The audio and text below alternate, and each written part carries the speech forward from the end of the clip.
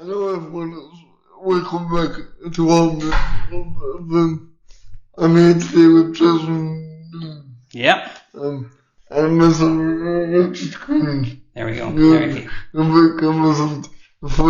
full title. I have to apologize because I cannot see any of you. So I can only talk. So, yeah. this is a bit of a weird situation. Ricky's used to being in full control of the screen. I'm used to seeing people. Yeah. I'm really weird. Oh, yeah. Looking at it. Speaking of which, should I spotlight us? So okay. maybe you could give me a head. Oh, no, we're spotlight. Maybe you could give me a head count of who's on today. There's about 10 people watching. Okay, cool. Give or take. That's good. You're all welcome. It's always good to have a head count. We was such a head count to see how many people are on a week. Does it change things for you? It doesn't, but it's good to have a profile and to stack up these things. So. Very good. Okay. Do you want to hear the news, or will we do something else before then? What my news? Are we going with the format? Or are we going? You can go straight. Do you know what? Because we started late. Let's skip the warm up. Yeah, okay. You have news. So I have news. So a couple of weeks ago, I was on to one of our local papers, Nina Godfrey, in regards to the accessibility in my town, Ballina. So I was speaking to a reporter there about this. And I actually emailed him my whole story, and he liked it. He said, look, I'll ask one of the lads to go out and I'll give you a call and in the interview. I won't be on today. I text Fred and said, look, that would be great, but if you could meet up with me face to face, it's just, if I'm talking over phone with someone that doesn't really know me, it's really difficult to understand what I'm saying. Interesting. Okay. Phone. So if we can meet up, that would be great. So anyway, that happened. I met up with Snuffy in the reporter, and I just went through the whole level. So when I've been through how I tried to contact the local county council and my local councillor, and how all efforts failed, how all my emails went unanswered. Yeah. So for people who haven't been watching, keeping up with the full story with you, do you want to go back a little bit and explain what the accessibility problems in Ballina are for you? Yeah, okay, so the accessibility problems are this.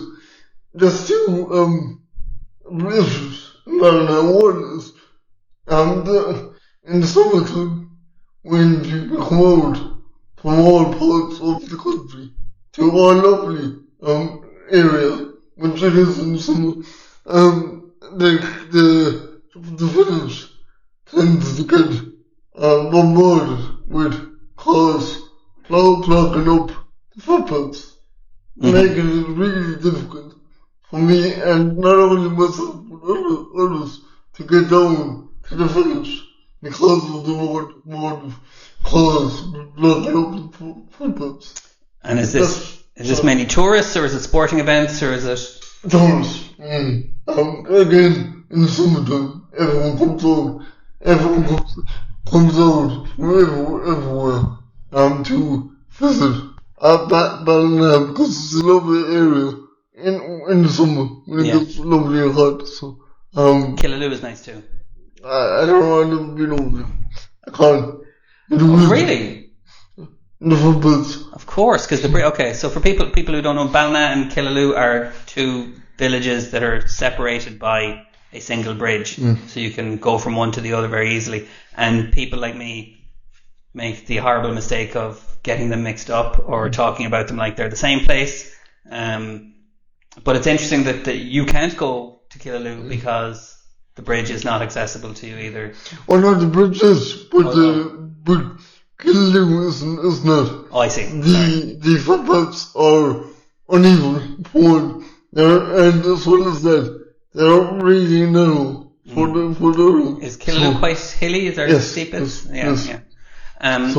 Okay, but the main thing, so the first thing was that people parking on the footpaths during busy times is problematic for you. Was there other accessibility stuff? One more issue, and this is happens on multiple occasions. So we have a GAA match pitch up near us, and every now and then, when there's a match being played on, then there's only two steps. They all park up on the footpaths, blocking up the footpaths.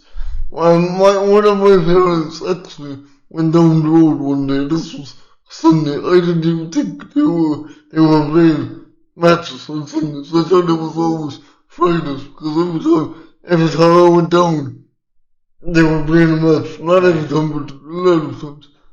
But clearly it was one Sunday. And they were blocking not only the footpath that I used, but the opposite footpath as well.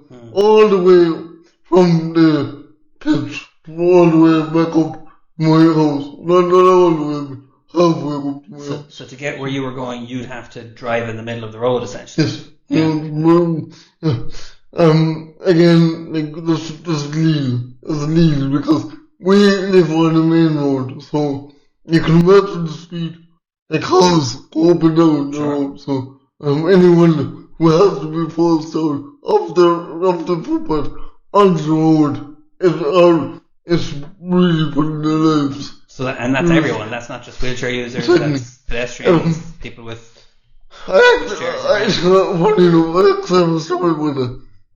So I was coming up the road one day. Me and my friend was coming up the road from like I always do, and we came across a man who crossed the road to meet us. And we were like, okay, what does this person want? So he said just, sorry, he crossed the road. And we was, when my friend is, when I'm not, I'm going straight up. So he said, no, because why I'm asking is because there's a car parked right up on the footpath, right up, blocking the whole footpath.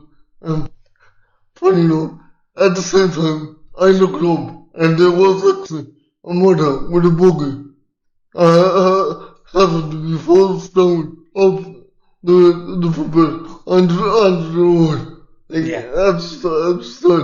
just started like, if a car came along, that mother and baby, they can't do this.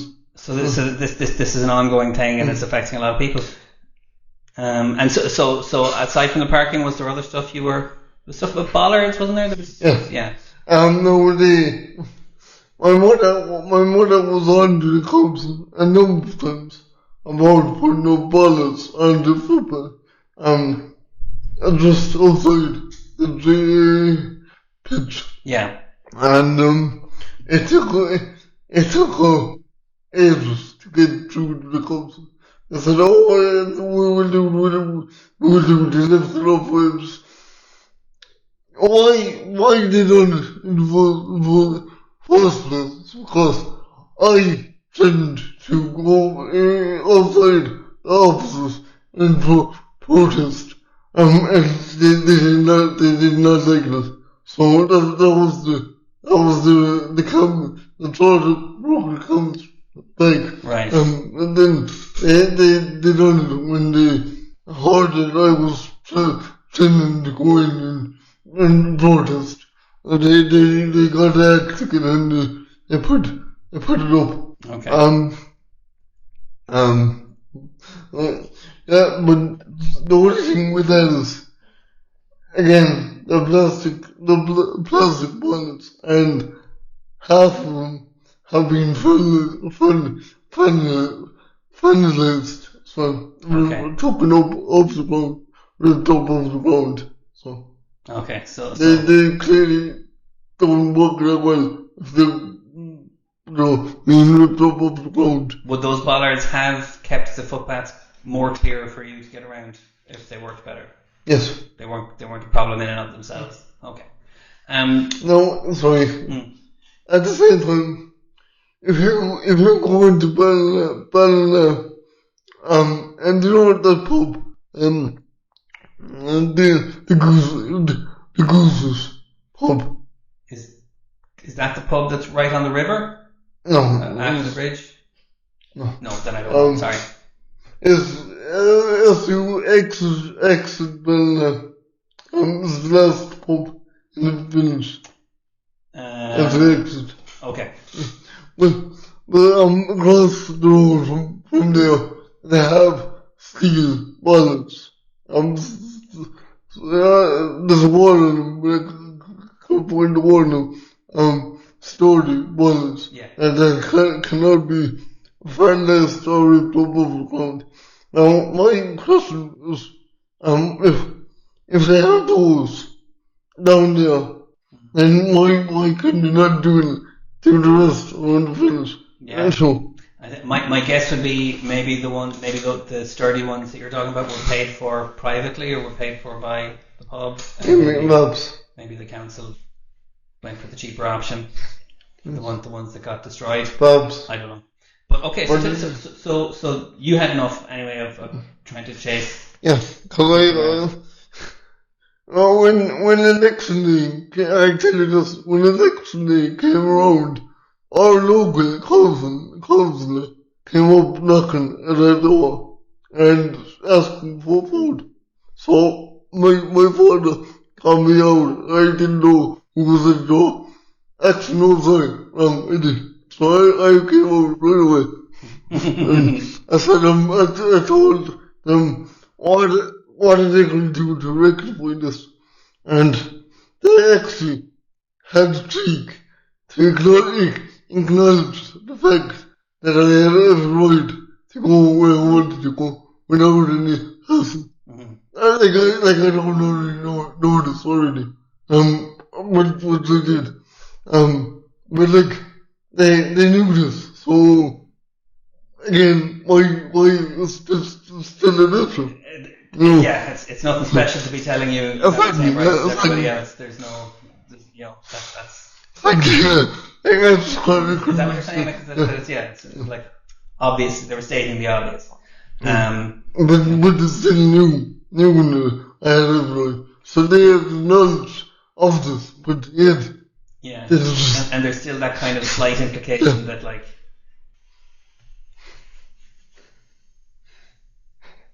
That it might not. Yeah, sorry. Yeah. That twists my melon a little bit there. Okay, because it should go without saying, and it's not an issue that. It's a bit hypocritical if I'm using that word quickly. Yeah. It's really hypocritical to know that people know this. People that can do anything can make a difference. They know this, but yet they don't do anything about it. Yeah. They still want credit for saying it. Yeah. Okay. So the you sat down with the journalists? Yes. And I went through everything I said to you now. And he said, look, I know because it's the same in Nina. We have the same issues in Nina. And cars blocking up the footpaths and it's the same everywhere. So he understood that. Funny enough, he knew our local councillor already, because he named them by name. So that's the. He's well informed. Yeah. And you got your photo taken? Yes. So I've got the Nina Guardian paper up on my phone here. It wouldn't be on. It's not out yet. No, it'll probably be on next week because he only took the photograph yesterday. Okay. And was he suggesting, so, between the two of you and your kind of understanding of this issue, did you have solutions to suggest, or is it more just the people whose job it is should be coming up with solutions? Now, the photographer said to me that this is a good way of doing it because at least it does two things. One thing, it brings awareness to people outside the village who's coming in. And also, the council and the local councillor will see this, so they will have to take action when they see this. So yeah, I don't know about that, but on the second election, they will have to do whatever they try to put it is a bit of a complex problem, isn't it? Because some of it has to do with infrastructure, which is how the roads are actually built and how much parking is provided and how the footpaths are. The parking is brilliant. Like, we have a local pub in our village, and with a lovely big open parking space in the back. Really big. Yeah. And the cars are allowed to park there. So I don't, even the photographer who came out said this to me. He said, I don't understand it, because I park down in the pub, in the parking lot, in the pub. I walk all the way up. And now you are talking about the pub that's by the river. Yes. Yeah, because that I No, sorry, no, by the river. Up near my house.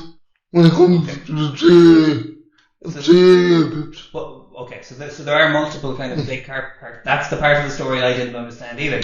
So it is about personal behaviours, but people not thinking about what they're... Actually, there's two big pockets. Just one in McHugh's. It's called McHugh's pub in and there's the one I mentioned. Yeah. The pub also behind the pub. So that makes me think that, so that the newspaper article and the interview would serve two functions: is that it would draw attention to inaction by the council, yes, but it would also maybe get people, just everyday readers, to kind of think about how they do things and to change their behaviours a little bit, or consider their behaviours a little bit at least. And you've always been very good at kind of taking people on face to face about that, but this gets you a broader audience, and it has the advantage of not being like a Facebook thread that's just going to descend into name calling and rubbish anyway. I tried to take the civilized way, but I didn't get hard. So I noticed what to go to the news. I don't think there's anything uncivilized about what you're doing now either. Like you're active, sorry, what I mean is I didn't go to the newspapers directly. I went to the right channels first.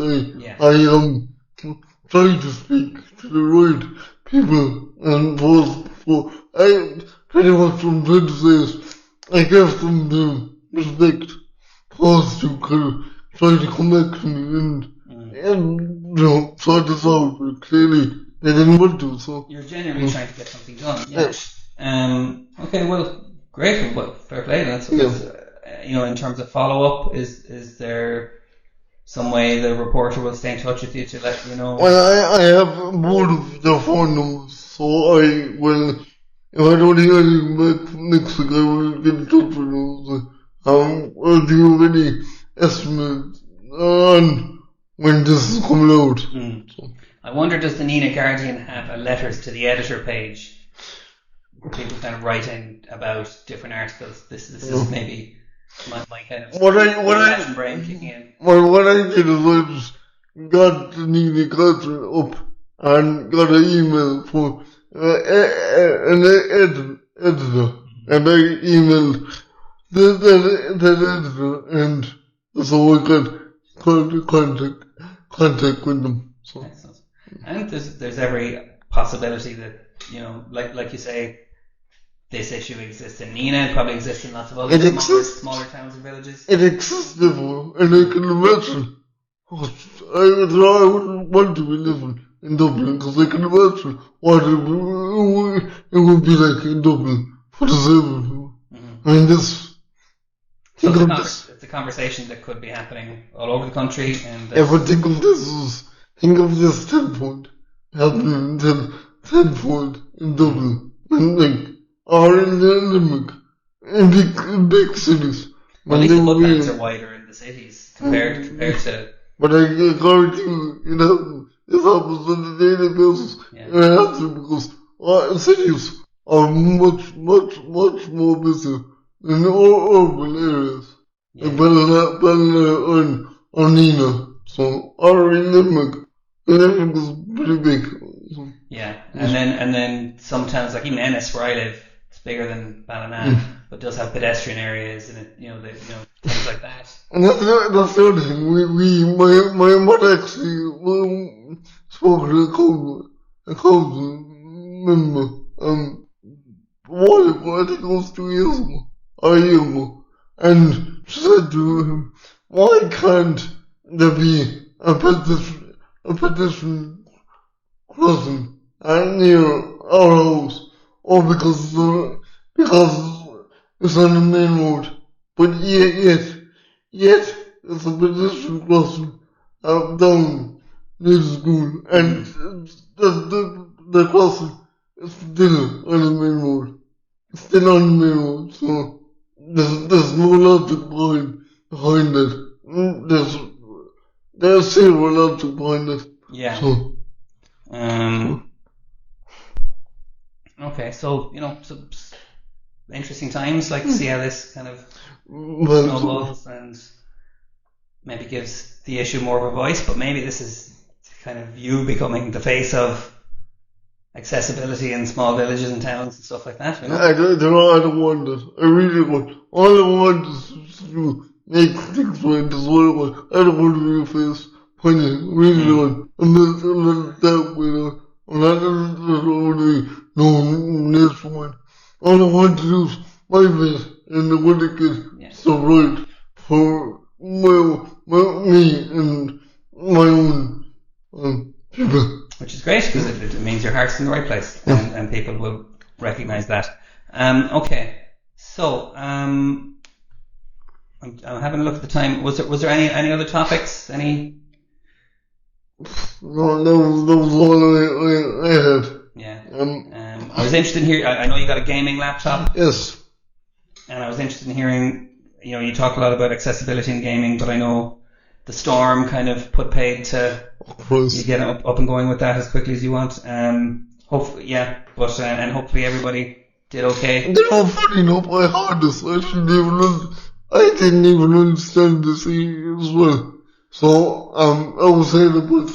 I was talking to my key worker yesterday about the power going out, and he was saying, well, what it is when one grid goes down to fix one grid, you need to turn off that grid and turn off another grid, and then fix that grid and then turn them on all together then. Yeah. Because of the power is still going through the grid, so to be safe and sorry, and just turn it off all again.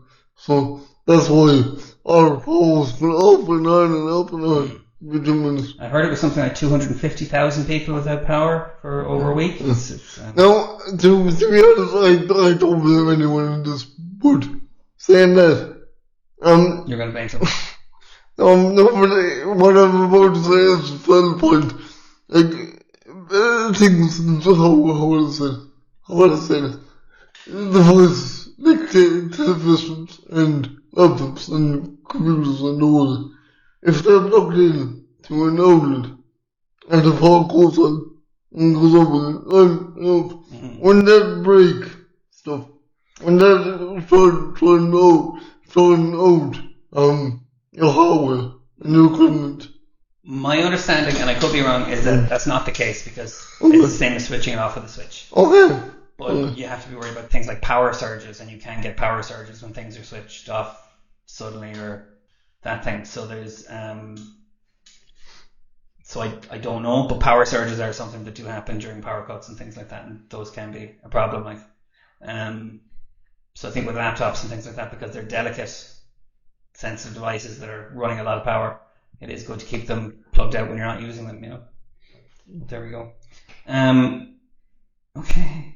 Should we do? I'm wondering. I'd love to know if we have time for guests. I'm not sure we do. Okay. Should we do quote of the day? Would you like to have someone to bounce this off? Yes, we'll do. Okay. We also do birthdays, famous birthdays. So it's Jackson Pollock's birthday today. Do you know who he is? No. He's a famous artist. Sarah McLachlan. She's a singer. She did In the Arms of the Angel. Interesting. Alan Alda. No. You've never seen MASH? No. I can't think of anything else he was in. He's been in some movies. I only know one actress. Well, I know a couple of actors, but one of them is Terrence Stamp. Terrence Stamp? Yeah, Stamp. Yeah. He played in the. He played Superman. He didn't play Superman, but he played Superman's father, Terrell, in Superman. And he, right. I believe he played in Smallville as well. Yeah, he's very famous. He's very good at playing villains. Okay, and it's Robert Wyatt's birthday today. And you might not know Robert Wyatt, but he's a famous kind of 60s and 70s folk musician who, by coincidence, is a wheelchair user, and he's very famous. He's a lovely singer. He wrote Shipbuilding. So He wrote the song Shipbuilding. What? Shipbuilding. Building ships.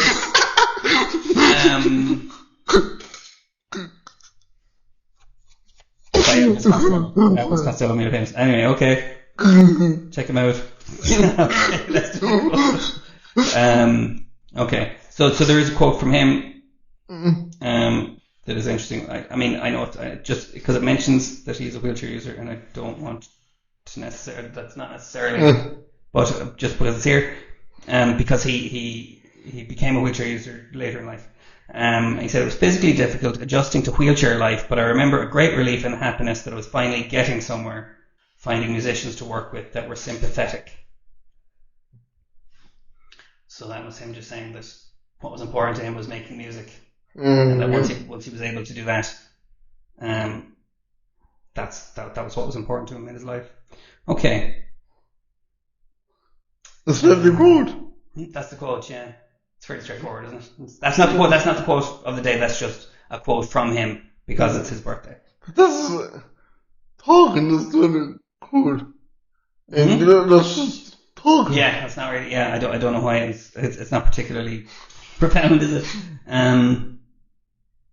Okay. I mean, today's crop aren't particularly. They're not jumping out at me. Okay, let's try this one. Here's an art quote. No, that's not.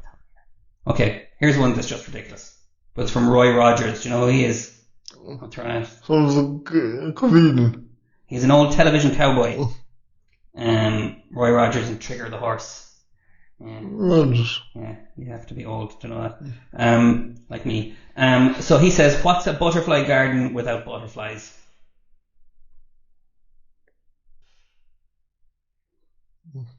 There we go. Radio silence.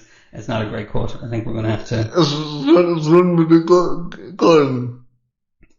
But it's not a butterfly garden. I know. It's like what's really with all place. There they go.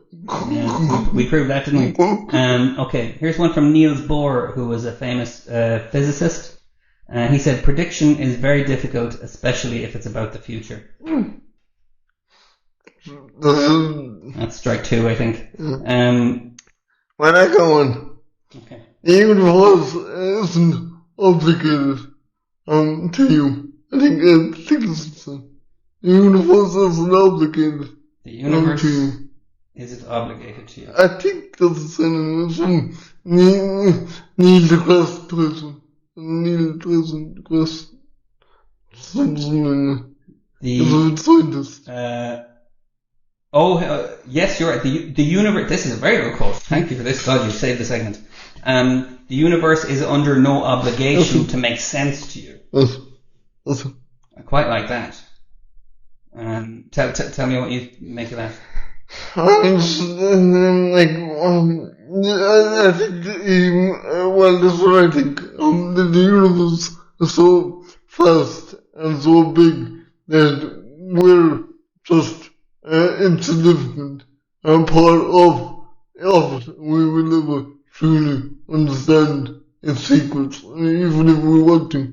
We can't fathom the very nature of the universe. And I think the added on part, the part I would add on to that I'm taking from it is, and that's okay. You know, that's like, it's okay.